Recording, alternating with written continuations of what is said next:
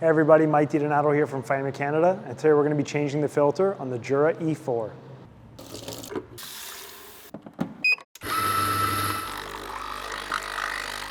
For this process, what you're going to need is the Jura Clear Smart Filter, which comes individually or in packs of 3, and a receptacle to catch your spent water from the central spouts. You'll know it's time to change your filter when the small symbol is displayed on the top left-hand side of the screen.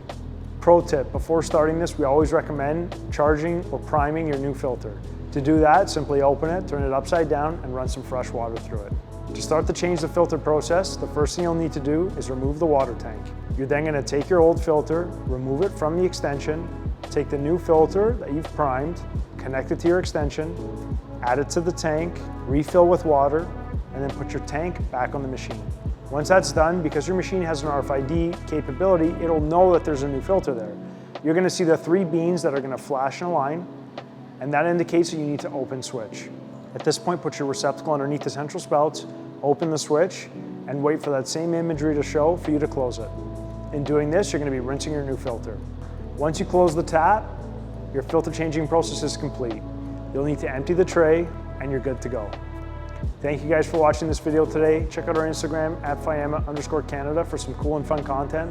And don't forget to check out our website, fiamme.ca, for all your maintenance product needs.